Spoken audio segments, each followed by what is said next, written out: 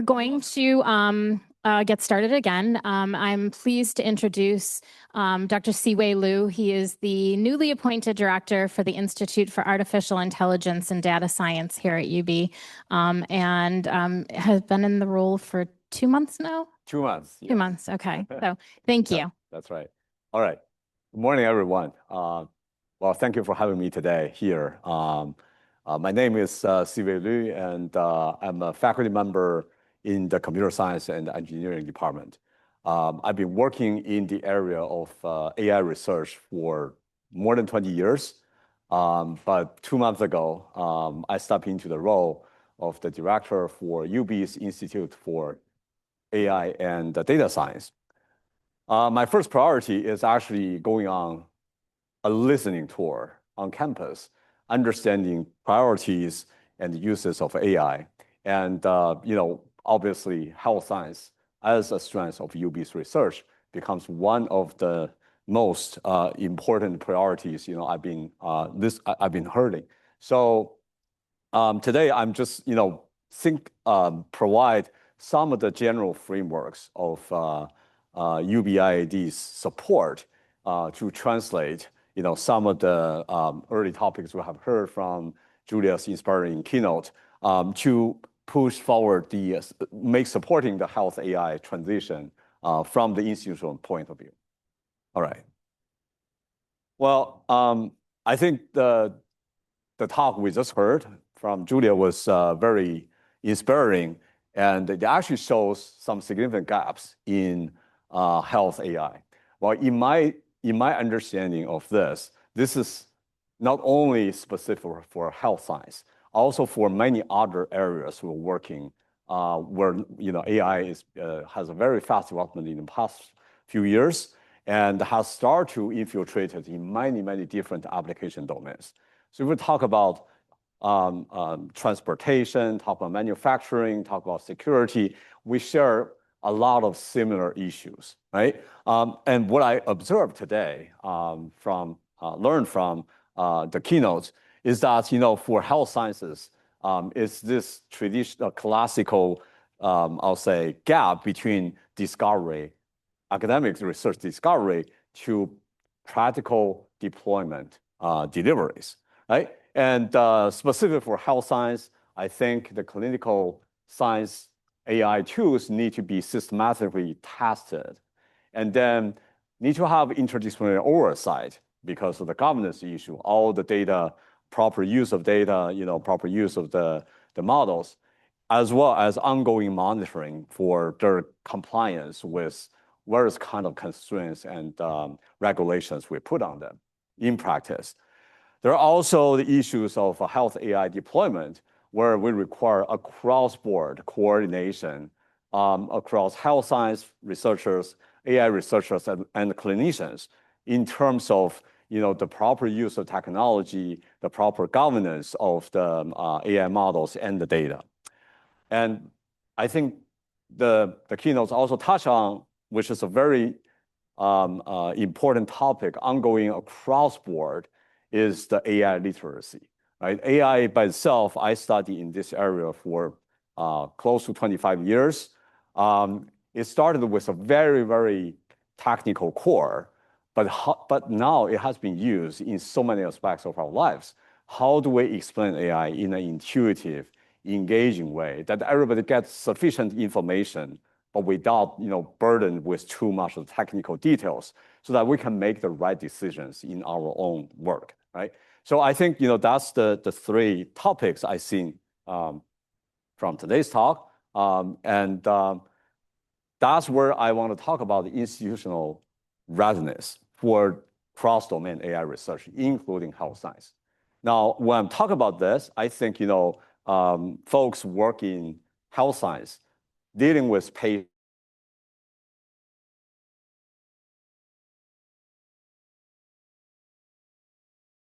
AI models supporting health science systems are the products of academic research at the very beginning.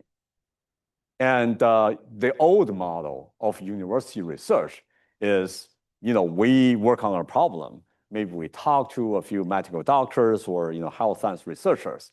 As an AI researcher, I work on my algorithm models.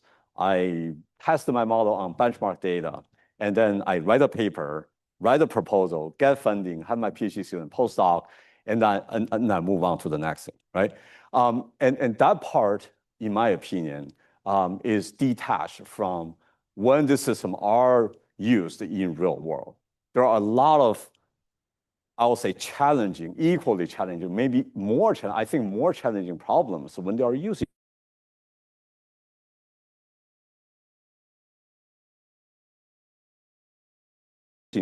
for any individuals. I think that should not be attributed to any individual lack of interest from AI researchers. We are interested in real world impactful problems.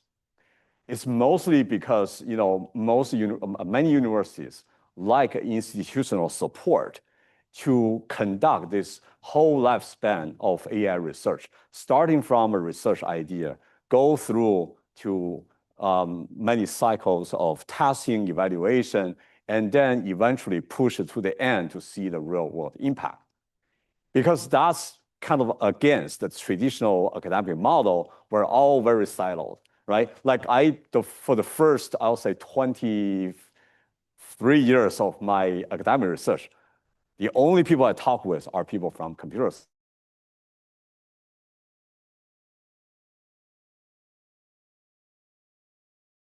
So I think, this is why this kind of specific challenges need to be solved at the university level. So specifically, I think corresponding to the three gaps we see, the gaps we have seen for health science, AI applied for health science, there are several specific institutional readiness that need to be worked on the campus level. The first one, I think we need a coordinated cross-domain research collaboration. Cross-domain research, not meaning just having people sit in the same room and talk about their individual work and talk about papers, but this means go deeper and have engaged conversation where researchers from different domains tries to first understand each other's lingo, each other's terminology, and the mindset. My own experience is, sometimes coming from different domains, even the same word, simple words, means very differently, and that causes a lot of communication problems. So I think that coordination cannot just happen bottom up. It needs some kind of top-down structure to facilitate that. The second part, I think, is the responsible governance capacity. Now, Julia in her talk about a lot of AI governance in health science. As I've seen across many other domains, this is universal form of how to deal with the potential privacy threats, data leakage, and the misuses of AI models, right? And that conversation should happen at the level that, like a horizontal cross-domain level, where people from different areas can bring their common issues and have a I would say common core understanding of the issue we're dealing with, and then take that back to a specific field and have a tailored solution. I think the third one is also a big challenge, which is facilitating research prototyping. Now, 2 months ago, when I first stepped into this role, I think the biggest bottleneck for AI research in health science or other domains are the computing and data, right? Everybody probably wants to have a big GPU server to run their experiments. They want to have a big data set to train their model. It turns out that, as I learned, this is not the main bottleneck. It is always a bottleneck, but the main bottleneck is translation. How do you translate a medical research idea into an AI, a programming language level, AI model and training algorithms, and being able to evaluate those models from your particular domain requirement? I think that translation is hard. And particularly students or postdocs trained in one domain will have difficulty understanding the other. And that's where we need to see some convergence, right? The last one is workforce literacy, where we all need to know. I mean, I have listening tours, not only from students, not only from outside practitioners, even our own UB faculty have questions about AI. So I think this is a universal issue that we need to solve when we deploy AI to different research domains. And that's where IAD comes in. The way I think about IAD is not a center that focuses on specific research area that involves AI. So it doesn't work. In that sense, IAD does not work in any area, specific area of AI or AI applied research. But IAD is in every AI-related research on campus. So the way I call it is the kind of more formal name is infrastructural layer, but privately I call it connective tissue. So this is where AI-enabled research happens because IAD will provide that platform to enable this everything I have talked about here, right? So I'll give you a little quick overview of IAD. It's established in 2022, and we have a physical location that's in North Campus in the Lockwood Library right now. And the mission of IAD is to support cross-domain AI research. And health AI is one of our top priorities on campus. The second one is promote collaboration and visibility so that not only our research is seen by our peers, but also being visible to the broader community, for researchers outside the field, as well as to local communities and at national level. The third one is educate student and workforce, and also inform faculties about the AI models, the capacities, limitations, and responsible uses. And the last one is translate AI into real-world impact. So I'll talk about, later I'll talk a little bit about I only have plans right now, so nothing has been materialized yet, but my plan is to make that connective tissue image realize it. So accordingly, I've been thinking about some mechanism I would like to build into the future IAD to support this mission. All right. The IAD organizing, just very quickly, the IAD organization structure, under the director, we have 3 functional groups. All groups are in the form of associate directors. So one is the functional ones. These are the education associate director for education, for community outreach, and for for technical systems. The domain leadership are our liaisons in each of the areas. So that's where I build. This is part of what I call part of what I mean by connective tissue, because we have associate directors embedded in each department, each decano unit, schools, and important research areas. We actually have an associate director in AI and health sciences, Professor Yijun Sun is actually in audience today. So if you have any questions about IAD, contact Yijun or directly to me. So we'll be happy to answer your questions. And then we have some cross-domain task forces on some common issues, including governance, ontology, and model evaluation. Now, IAD in the past during the past 3+ years, have supported many UB research in a broad range of areas. And we have 250 faculty affiliates that's working in AI-related projects. 74 of them are coming from health sciences, various schools here, and they have been very active. Just give you a few examples.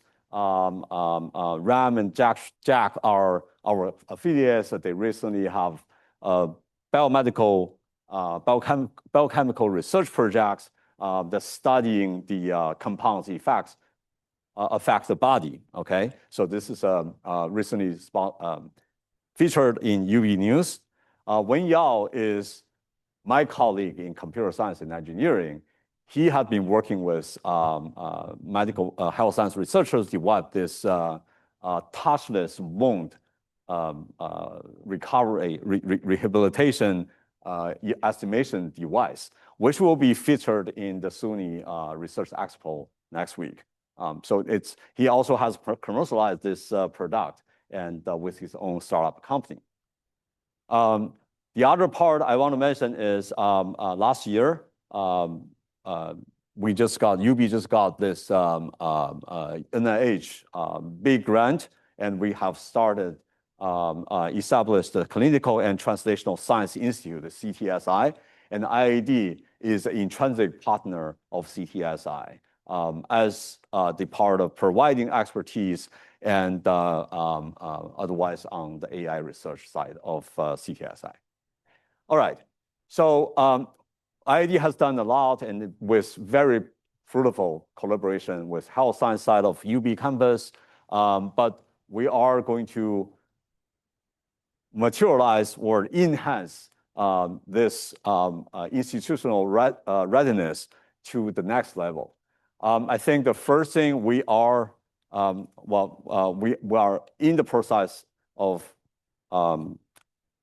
implementing is some cross-domain working groups on health science AI priorities.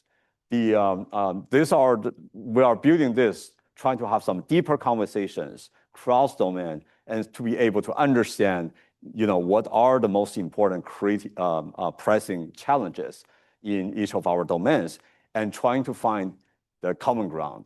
And that's where I think we can grow spontaneously, organically, research ideas.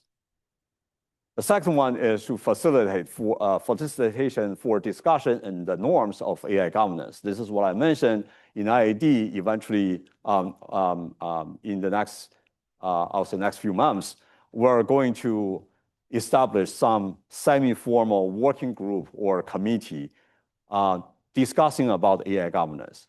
So one important function of that committee is come up with boilerplate languages that can be embedded into any large-scale grant proposals about AI governance and data stewardship. I think with institutional support, that will provide more credibility for the proposal when reviewed by the funding agencies.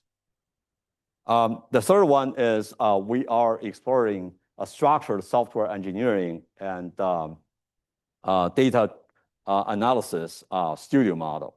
So this is what, in my opinion, a best way to kind of shorten the gap between the domain requirement and the AI models. Many times, this also involves some, I will say, more common software development cycles. So we're thinking about taking advantage of the IAD degree program with the capable master students in AI and data science to form small, agile software development teams to work for individual research projects, large-scale, supported by large-scale grants, to push forward the readiness of the research product to be tested in real world. And the last, I think we are also working on a tiered AI literature program. Actually, we have already got approval from UB for a macro credential on AI, and we can tailor-make that for health workers, health science workers, and the researchers. All right, so I think that's my 50 minutes talk. Now I have a few minutes. I welcome. Do you have any questions for Dr. Liu? All the way in the back, right?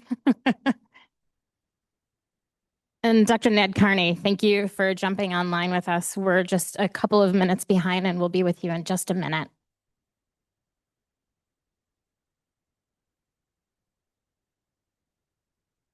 Hi, my name's Morgan Baker. I'm a research assistant in the Department of Psychiatry, mostly working with computational methods. I'm curious if the Institute for Artificial Intelligence and Data Science has any role in the Empire AI expansion, and if so, what that role is. Yeah, excellent question. This is one of the questions I often being asked. I would say officially, IAD has no official connection with Empire AI.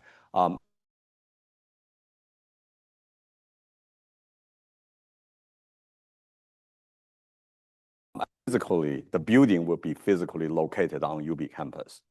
Number two, UB has a seat, which means is I would say the right to run some tasks on Empire AI, but that's on the equal footing with all the other partners. So Empire AI is a New York State initiative that is partnered with all SUNY schools, CUNY, Cornell, RPI, and many other private universities and companies. So in that sense, we do not have any, I would say, privileged access to Empire AI, or in that sense. But one of the issues we trying to solve at IAD is provide the facility. Once you say get approval for an Empire AI project,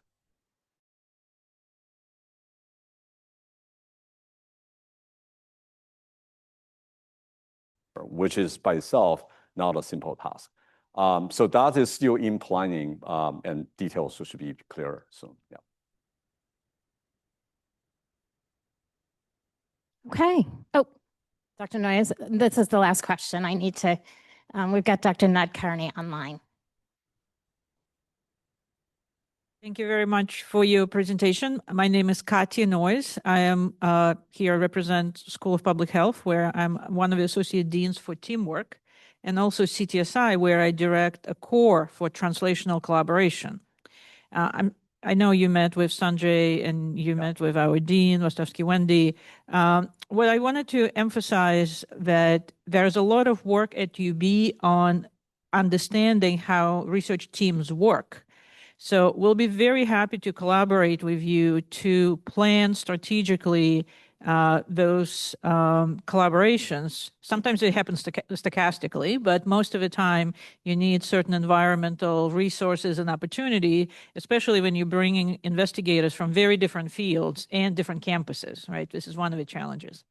And that was a comment. And the question I had is that when Jinjun just started, there was a pilot grant funding from the Institute. Are you planning to continue on that funding or? Huh? Really? Okay. Are you planning to continue? But I'll let you answer, Siwei. Thank you. I haven't got any instructions that we will, on the decision on that. So I'll let you know if I hear anything from or IAD or VPHS. Yeah. Thank you. Thank you very much. Thank you for your attention. Thank you so much for joining us.